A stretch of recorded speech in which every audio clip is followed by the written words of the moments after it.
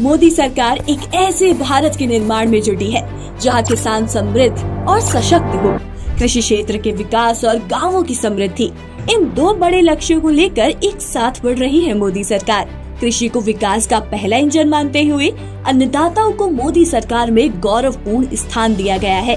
6 साल पहले शुरू हुई पीएम किसान सम्मान निधि योजना के तहत अब तक 4.25 लाख करोड़ रुपए किसानों को मिल चुके हैं। ये राशि करीब 11 करोड़ किसानों के खाते में सीधी पहुंचाई गई है। मोदी सरकार के आने के बाद से योजनाओं का 100% लाभ किसानों को मिल रहा है।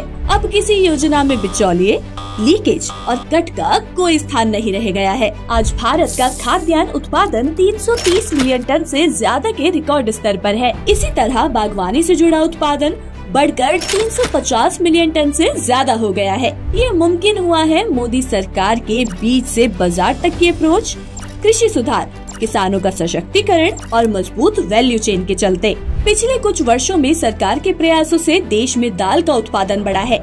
भारत ने चने और मूंग में आत्मनिर्भरता हासिल कर ली है। साल 2025-26 के बजट में दलहन फसलों को बढ़ावा देने के लिए नीति तैयार करने की बात कही गई है, जिससे किसानों की आय में वृद्धि की जा सके और उपभोक्ताओं को भी राहत मिल पाए। 2029 तक भारत दालों में आत्मनिर्भर बन सके, इसके लिए सरकार तुअर, उड़द और मसूर पर ध्यान दे रही है।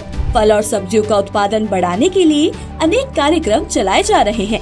बिहार में मखाना बोर्ड के गठन की घोषणा की गई है। मोदी सरकार के प्रयासों से पिछले एक दशक के बीच अनाज, तिलहन, दालें, चारा, गन्ना, विभिन्न फसलों में 2900 से अधिक नई किस्मों का विकास हुआ है। मोदी सरकार ग्रामीण अर्थव्यवस्था को समृद्ध बनाने के लिए प्रतिबद्ध है।